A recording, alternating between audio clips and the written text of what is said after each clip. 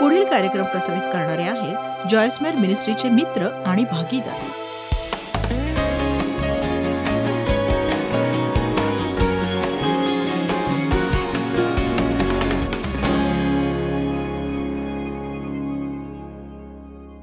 यावर विचार करताना चला बघूया इफिस्करांस अध्याय 1 वचन 17 ते 19, जिथे पौलाने प्रार्थना केली की आपला प्रभू येशू ख्रिस्त याने तुम्हाला आपल्या ओळखी संबंधीच्या ज्ञानाचा व प्रकटीकरणाचा आत्मा द्यावा. बघा, हे दुःखदायक आहे की तुमच्याकडे काही आहे आणि तुम्हाला माहीतच नाही ते आहे. म्हणून आयुष्यभर तुम्ही गरजू राहता जेव्हा तुमच्याकडे असतं, पण तुम्हाला ठाऊकच नाही ते तुमच्याकडे होतं. आपण ख्रिस्ती बऱ्याचदा याच प्रकारे आपलं आयुष्य व्यतीत करतो, म्हणजे त्या खुर्चीत बसण्याचा प्रयत्न करतो ज्यात आपण आधीच बसलेलो आहोत खरं तर.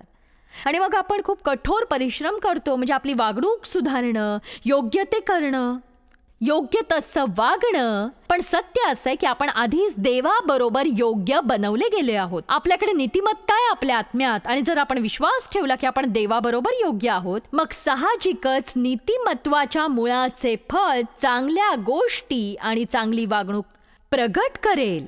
जेव्हा कधी तुम्ही काही करू पाहत असता, हे दाखवायला की तुम्ही कोणीतरी आहात, तुम्ही दैहिक पद्धतीनं शेवटाकडे जाल आणि तुमच्या वाट्याला येईल निराशा, निराशा, निराशा.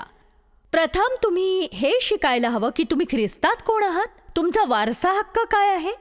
तुम्ही खूप चांगली कामं केलीत म्हणून देव काही तुमच्यावर जास्त प्रेम करणार नाहीये. तुम्ही चांगली कामं केली पाहिजेत कारण त्याने तुमच्यावर प्रथम प्रीती केली, आणि एक प्रतिसाद त्याच्या चांगुलपणाला आणि महानतेला म्हणून. आणि तुम्ही शक्य तितक्या लोकांना मदत करा. देवाने तुमच्यावर प्रेम करावं म्हणून नाही, कारण तो तुमच्यावर करतोच. तेव्हा हे गरजेचं आहे. म्हणजे मी जाऊ शकते या सगळ्या गोष्टींमधून, पण हे गरजेचं आहे, अगदी महत्वाचं आहे, अतिशय महत्वाचं आहे की आपण शिकायला हवं आपण ख्रिस्तात कोण आहोत आणि आपला वारसा हक्क काय आहे. बघा, तुम्हाला जर मुलं असतील आणि तुम्ही मृत्यू पावलात, तर तुम्ही त्यांना काहीतरी वारशाने ठेवलेलं असतं, आणि मुलं ती मृत्यूपत्र अगदी बारकाईने तपासतात.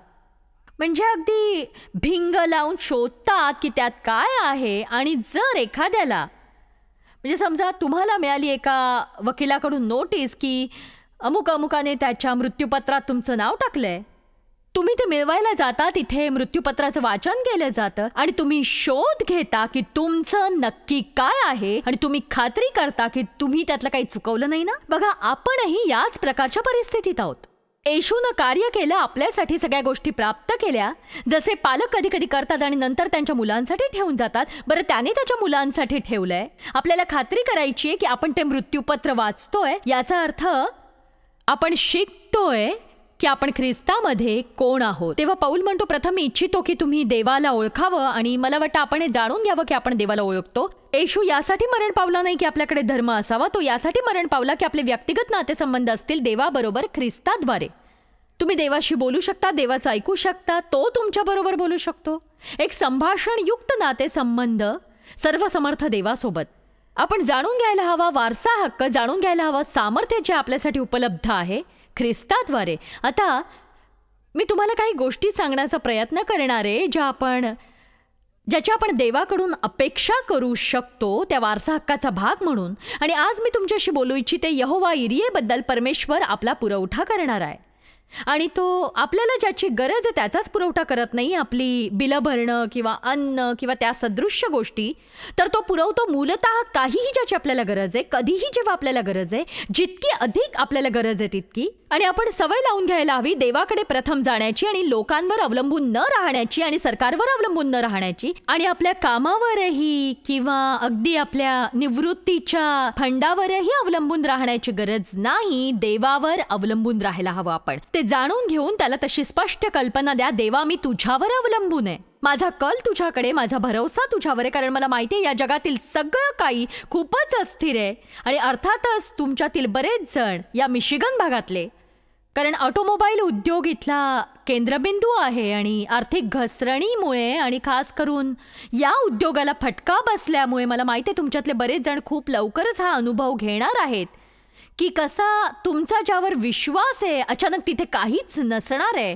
पण काही हरकत नाही, या पृथ्वीवर काहीही अस्थिर झालं, देव अजूनही इथे आहे, आणि तो अजूनही आपलं साधन आहे, आणि तो अजूनही आपल्या गरजा भागवू इच्छितो. फक्त हे असं नाही की तो फक्त आर्थिक गोष्टीच पुरवतो. आणि आज मला तुमच्याशी बोलायचं आहे की कसा तो सामर्थ्य पुरवतो ज्याची आपल्याला गरज असते सगळ्यासाठी, आयुष्याला सामोरं जाण्यासाठी ज्याची आपल्याला गरज आहे. म्हणजे जर तुम्हाला असं मूल आहे ज्याच्याशी खूप खूप खूप कठीण आहे जुळवून घेणं, किंवा खास काळजी घ्यावं लागणारं मूल आहे, खास गरजा, किंवा तुमचा असा जोडीदार आहे की तो तुमची सत्व परीक्षाच घेतो, तुम्ही विश्वास ठेवता की देव त्या व्यक्तीमध्ये कार्य करतोय आणि गोष्टी बदलतायत, आणि तुम्ही रोजच असता कामा नये दुःखी किंवा निराश, बडबड कुरकुर तक्रार करणारे, किंवा तुम्ही विचार करताय की आणखी एक दिवस कसा जाईल.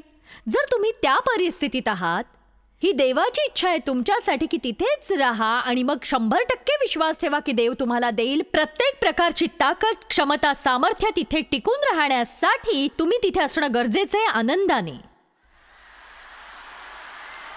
मी म्हटलं जिथे आहात तिथे आनंदी राहायला शिका तुम्ही.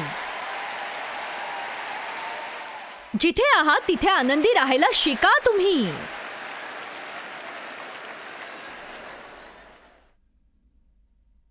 आमेन. आता कधी कधी जेव्हा तुम्ही एका प्रदीर्घ निराशेच्या गोष्टींमध्ये असता, तुम्हाला खूपच वाईट सवय चढते अधिक अपेक्षा करण्याची, जे तुमच्याकडे नेहमीच होतं. जेव्हा मी मोठी होत होते, माझ्या 20च्या सुरुवातीला मी प्रयत्न करायचे स्वतःचे नातेसंबंध देवासोबत असण्यासाठी. मी नुकतीच आयुष्यात एखाद्या वाईट स्वप्नातून बाहेर पडल्यासारखी होते, आणि मी देवला भेटेपर्यंत अगदी म्हणजे इतकी नकारात्मक आणि आशाहीन आणि आलेला दिवस घालवायचाय फक्त अशी होते. आणि देव बरं आहे, तो एक भक्कम ख्रिस्ती होता, संपूर्ण आयुष्यात त्याच्या ख्रिस्तीपणा होता. वयाच्या 18व्या वर्षीच तो पवित्र आत्म्याने भरला गेला.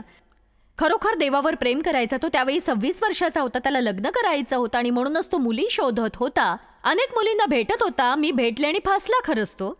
आणि त्याने प्रार्थना केली, देवाने त्याला अशी पत्नी द्यावी जी त्याच्यासाठी अनुरूप असेल. तो म्हणाला अशी कुणीतरी असो जिला मदतीची गरज आहे.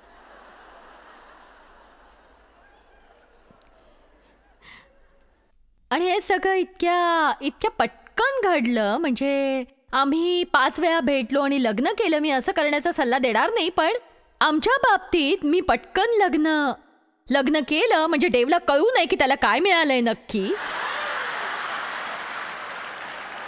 माझ्याकडे वेळ नव्हता त्याला घाबरवायला.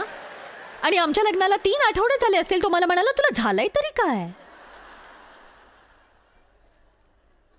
माझा खरंच इतका नकारात्मक दृष्टिकोन होता, कारण मी दुखावलेली होते. त्यानंतरही मी देवाबरोबर माझी वाटचाल करतच होते, आणि मी देवाबरोबरच्या एका चांगल्या नातेसंबंधात प्रवेश केला. देववचन शिकू लागले, देवाचं ऐकायला शिकायला लागले. एके सकाळी मी उभी होते बाथरूममध्ये, आरशासमोर माझा मेकअप करत होते, केस विंचरत होते. मला जाणवली एक गोष्ट जी मला नेहमीच जाणवायची, आणि ते काय होतं हे निश्चित मला सांगता येणार नाही, पण माझ्या बाबतीत असं बऱ्याचदा व्हायचं. आणि मी अखेर अगदी, कारण तो एक प्रकारचा दबाव होता, जणू काही असं होतं की एक अशुद्ध असं वास्तव्य, आणि एक सांगू पुढे काय घडणार आहे अशा प्रकारची गोष्ट. आणि तुमचं असं झालंय का की तुम्ही स्वतः घाबरलेले असता, आणि तुम्हाला असं वाटतं की आता काहीतरी वाईट होणार आहे, किंवा दिवसाला सामोरं जायचं नाही, दार उघडायचं नाहीये, फोन घ्यायचा नाहीये, कारण तुम्हाला वाटतं की काहीतरी वेगळं आता होणार आहे. आणि माझ्या आयुष्यभर मी याने घेरले होते. माझं संपूर्ण आयुष्य घालवत होते, माझ्या पद्धतीने या गोष्टी हाताळू पाहत होते. मला हे कळतही नव्हतं की, म्हणजे हा शब्द बायबलमध्येही आहे, पण जेव्हा मी देवाला म्हटलं की ही नक्की कसली भावना आहे, मी माझ्या आत्म्यात ऐकलं वाईट भाकीत. आणि त्यानंतर मग देवाकडे जे आहे ते मला सापडलं. नीतिसूत्र 15:15, दुःखग्रस्ताला सर्व दिवस वाईट असतात, चिंताक्रांत विचारांनी आणि भाकितांनी. जेव्हा मी ते पाहिलं, मी विचार केला, म्हणजे असं आहे की देव सांगतोय माझ्याकडे वाईट भाकीत आहेत, पण ज्याचं हृदय आनंदी असतं त्याला सदा मेजवानी असते. आणि अगदी तंतोतंत देव मला दाखवत होता की माझ्या बाबतीत खूपच वाईट गोष्टी घडल्या, आणि मी अगदी अनिश्चितपणे, म्हणजे अशा अनेक अस्पष्ट गोष्टी आपल्या आयुष्यात घडत असतात. म्हणजे अगदी अशा काही विचित्र विचित्र गोष्टी ज्या आपल्याला जाणवतात, ज्या एक प्रकारे आपण विचार करतो आणि दुसऱ्याच प्रकारे घडतात आणि मग तुम्हाला कळतं की काहीतरी अघटित घडणार आहे. म्हणजे मला खरं तर एक भीती वाटत होती की काहीतरी अघटित घडणार आहे आणि वास्तविक मी अपेक्षा करत होते की काहीतरी वाईट घडावं माझ्या बाबतीत. आणि कितीतरी जास्त वाईट गोष्टी घडल्या होत्या आणि मी काही वाईट गोष्टी घडायची अपेक्षा करत होते. आणि खरं तर ज्या रात्री डेव्हने मला लग्नासाठी मागणी घातली, त्याने सांगितलं की त्याला माझ्याशी कशाविषयी तरी बोलायचे. मी विचार केला त्याला माझ्याशी संबंध तोडायचे, कारण मी फक्त नेहमी अपेक्षा करायची ती नकारात्मकतेची. आणि हेच अगदी तंतोतंत सैतानाला वाटतं की तुम्ही करावं. त्याला हवंय की तुम्ही अपेक्षा करावी वाईटाची, कारण भीती ही विश्वासाच्या विरुद्ध आहे आणि ती घेते विश्वास मिळवण्यासाठी काहीही चांगलं देवाकडून. आणि प्रत्यक्षात सैतानाची वाईट योजना आहे आपल्या आयुष्यासाठी. जर आपण खूप काळजीपूर्वक नाही राहिलो तर मग आपण या गोष्टींसाठी दार उघडतो भीतीद्वारे आणि वाईट गोष्टींच्या अपेक्षांद्वारे. आपण देवासाठी दार उघडतो चांगल्या गोष्टींची अपेक्षा करून. आता मी बोलले थोडंसं काल तुमच्याशी देवाची वाट पाहण्याविषयी, आणि बायबलमध्ये सगळ्या ठिकाणी आपल्याला शिकवलंय देवाची वाट पाहणं. आणि मी विचार करते की आपली कल्पना चुकीची आहे या शब्दाविषयीची. आपण विचार करतो की ते एक प्रकारचं निष्क्रिय जगणं आहे. मी काहीच करत नाहीये, तुम्ही काय करताय, मी देवाची वाट पाहतेय. बरं, खरं तर ती एक अतिशय आत्मिकरित्या क्रियाशील वेळ असते तुमच्या जीवनातली. आत्मिकरित्या क्रियाशील वेळ तुमच्या जीवनातली. कारण वाट पाहणं या शब्दाचा अर्थ असा आहे, इब्रीमध्ये किंवा ग्रीकमध्ये तुम्हाला शोध लागेल की याचा अर्थ आहे अपेक्षा करणं, वाट बघणं, अभिलाषा धरणं, बाहू फैलावून आणि खुल्या अंतःकरणाने देवाचा सर्व चांगुलपणा दाखवणं तुमच्या आयुष्यात. टाळ्या मनासारखे वाजल्या नाही आहेत.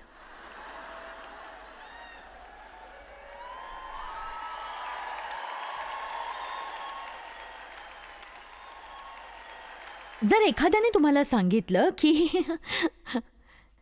तुमच्या वारसा हक्काचा भाग आहे प्रत्येक दिवशी सज्ज व्हायचं आणि आक्रमक रीतीने बघत राहायचं, अभिलाषा करायची, अपेक्षा करायची देवाच्या चांगुलपणाची तुमच्या आयुष्यात दाखवण्यासाठी, मला खात्री आहे तुम्ही ते तातडीने कराल लगेच.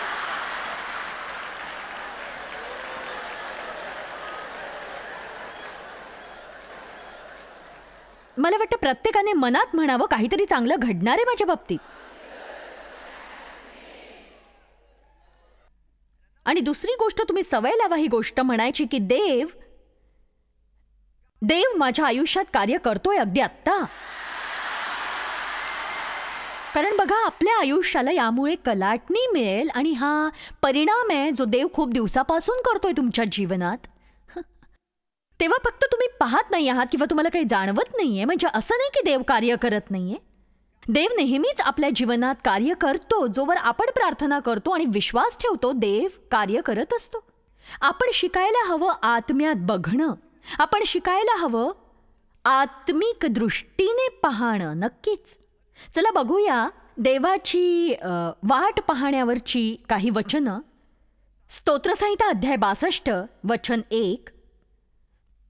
माझा जीव केवळ देवावर भिस्त टाकून स्वस्थ राहिला आहे, त्याच्यापासून मला तारण प्राप्ती होते.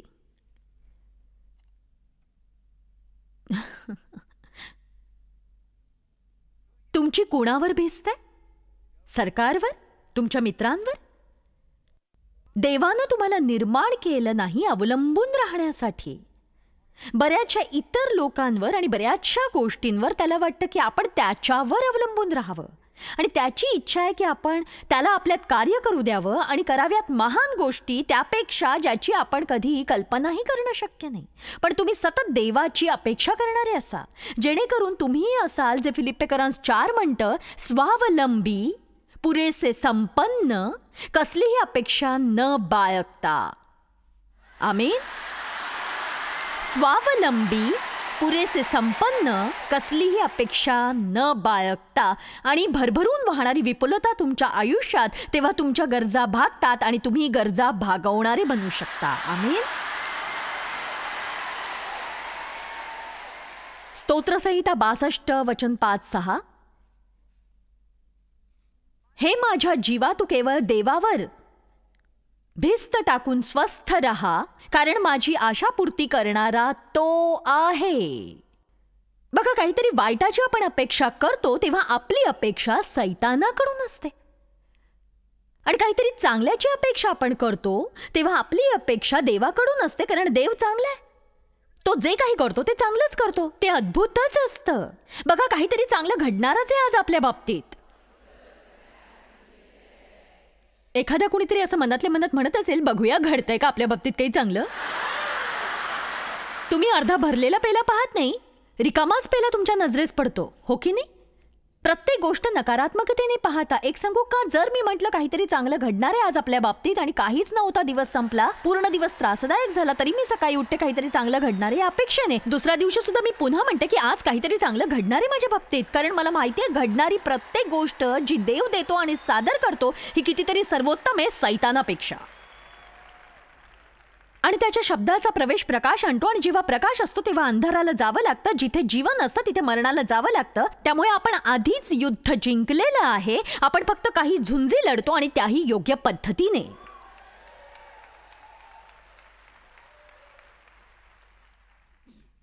वचन 6, तोच केवळ माझा खडक, तोच माझे तारण आहे, तोच माझा उंच गड आहे. मी ढळणार नाही, मी नाही ढळणार, मी ढळणार नाही.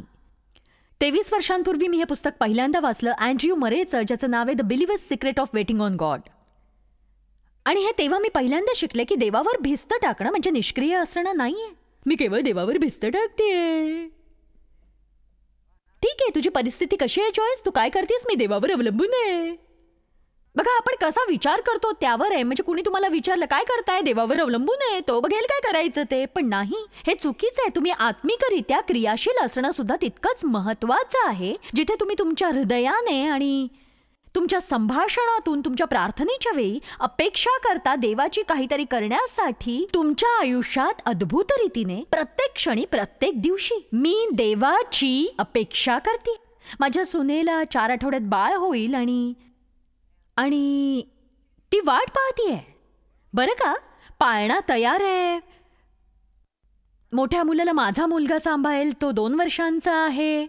बाळाची खोली तयार आहे, आणि कपडे तयार आहेत, लंगोट दुपटी तयार आहेत, आणि सगळ्या गोष्टी तयार आहेत. बघा, तुम्ही अशा तयारीच्या स्थितीत राहायला हवं, जिथे तुम्ही फक्त असे असता की मी तयार आहे देवा, मला विश्वास आहे आजचा दिवस आहे, आज माझी कलाटणी आहे, आणि आज मला अचानकपणे ते प्राप्त होणार आहे.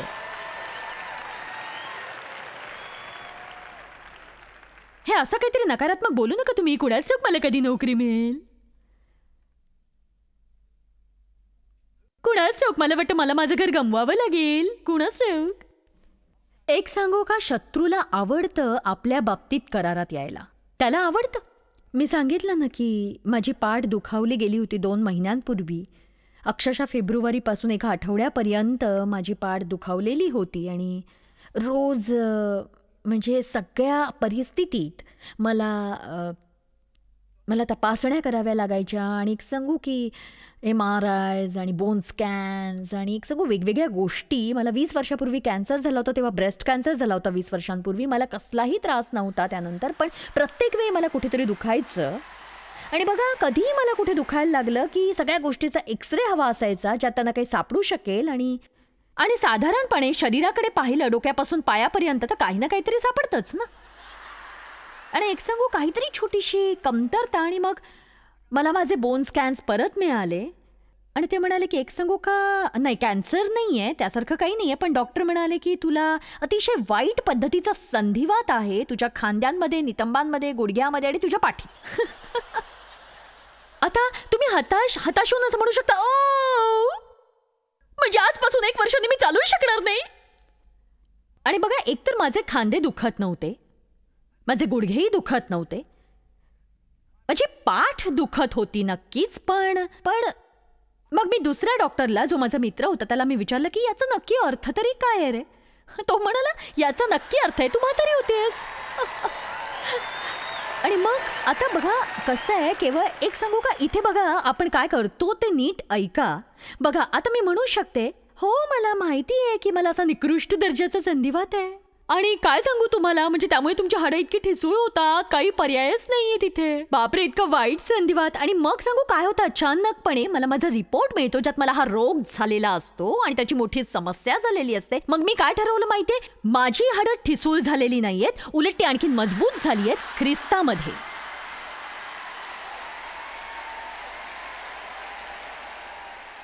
मी त्याचा दावा करत नाहीये, पण बघा मी प्रत्येक दिवशी देवावर भिस्त ठेवते, आणि तुम्ही बघाच मी 90 वर्षांची होईन तेव्हा सुद्धा इकडे तिकडे पळत असेन. मला परवा नाही, मी व्हीलचेअरवर या पुलपीठावर येईल आणि शेवटच्या श्वासापर्यंत माझं तोंड चालूच राहील, हे नक्की.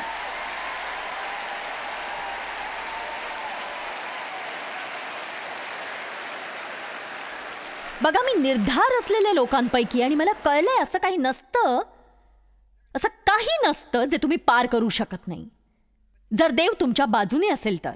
जर तुमच्यामध्ये थोडासा डौलदारपणा असेल आणि तुम्ही असे नसाल की नुसते मरगळल्यासारखे, नकारात्मकता. मला नाही माहिती आहे करणं किती सोपं आहे जेव्हा तुम्ही समस्येत असता. दीर्घ कालावधीपासून खरोखर हे सोपं आहे सोडून देणं, पण पवित्र आत्म्याने आपल्याला सोडून देण्यासाठी अभिषिक्त केलेलं नाही. आपण हार मानणारे लोक नाही आहोत, आपण हार मानायची नाहीये, हरवायचंय. तर असो, जेव्हा मी हे वाचलं, believers secret of waiting on God, हे अगदी इतकं अद्भुत होतं माझ्यासाठी, कारण मी इथे शिकले, म्हणजे मला म्हणायचंय मी त्यावर खुणा केल्या जेव्हा मी पहिल्यांदा हे वाचलं ते ऑक्टोबर 1987ला, आणि त्यानंतर मी ते अनेकदा वाचत राहिले. पण त्यांनी इथे स्पष्टपणे नमूद केले, देवावर भिस्त ठेवून राहणं ही काही निष्क्रिय गोष्ट नाहीये, ही आळशी असण्याची गोष्ट नाहीये, तर ही तुमच्या मनात आक्रमकपणे देवाची अपेक्षा करून जगणं, या उत्साहाने की आज नक्कीच काहीतरी चांगलं हे घडणार आहे माझ्या बाबतीत, आज पसंती मिळणार आहे मला प्रत्येक ठिकाणी जिथे मी जाईन, आज माझा फोन वाजणार आहे चांगल्या बातमीसाठी, आज माझा दिवस आहे. आमीन. आज मला खरंच खूप बरं वाटतंय कालच्या पेक्षा, आणि आजच देवाच्या आरोग्याचं सामर्थ्य माझ्यात कार्य करत आहे. बघा, तुम्ही दुःखी आणि कष्टी राहण्याची निश्चितच गरज नाही. तुम्ही स्वतःला उत्साहित करू शकता कधीही जेव्हा तुम्ही तयार असाल.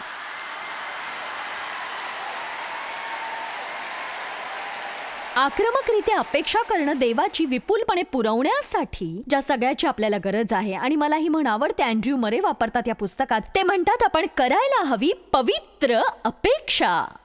हे छान नाहीये का, एक पवित्र अपेक्षा करणं. बघा, हे देवाला म्हणण्यात काहीच हरकत नाही की मी तुझी अपेक्षा करतोय. प्रत्येक अभिवचन पूर्ण करण्यासाठी जे तू मला दिलं आहेस तुझ्या वचनामध्ये, मी त्याची अपेक्षा करतोय. देवाला ते नक्कीच आवडतं. हो. विलापगीत अध्याय 3 वचन 25. जे परमेश्वराची आशा धरून राहतात त्यास जो जीव त्याला शरण जातो त्यास परमेश्वर प्रसन्न होतो. ऐकलं तुम्ही?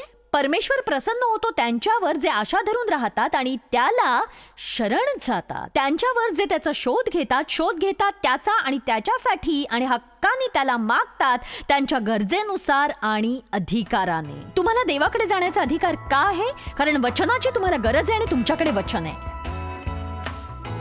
बघा, शॉन म्हणाली ते मला आवडलं की ती तिच्या मित्रमैत्रिणींना प्रोत्साहित करते, भागीदार होण्याचा नुसता विचार करणं थांबवा आणि प्रत्यक्षात व्हा. तुमच्या मनातही भागीदारीचा विचार आहे का? पण कधी वेळच मिळाला नाही असं झालंय का? मग आजच का नाही? आजच्यापेक्षा उत्तम दिवस कुठलाही नाही. जॉयस मायर्स मिनिस्ट्रीजचे भागीदार होण्यासाठी हे दुसऱ्यांना तर आशीर्वादित करेलच, आणि त्यामुळे तुम्ही सुद्धा आशीर्वादित व्हाल. आमच्या बरोबर भागीदारीचे विचार करण्याबद्दल आम्ही आभारी आहोत, आणि जर तुम्ही आमचे भागीदार आहात तर धन्यवाद धन्यवाद धन्यवाद. देवाला जर तुम्ही तुमच्या मार्फत कार्य करू दिलं नसतं तर आम्ही ते करू शकलो नसतो जे करतोय. जॉयस मायर मिनिस्ट्रीज करता तुम्ही खूप मौल्यवान आहात. आम्हाला तुमचं कौतुक आहे, आणि जगभरामध्ये हे सेवा कार्य शक्य करण्याकरता आम्ही आमच्या मित्रांचे आणि पार्टनर्सचे आभारी आहोत. आम्ही एकत्रितपणे भुकेल्यांना खाऊ घालतो, गरिबांना वस्त्र देतो आणि राष्ट्रांना सुवार्ता सांगतो. तुमच्या प्रार्थनेच्या विनंती करता आमच्याविषयी आणखी माहिती मिळवा. जॉयसच्या कॉन्फरन्सच्या तारखा पहा आणि ख्रिस्ताची प्रीती जगभरामध्ये पसरवण्याकरता आमचे सहभागी व्हा. याचा सर्व खर्च जॉयसमेर मिनिस्ट्रीचे मित्र आणि भागीदार करत आहेत.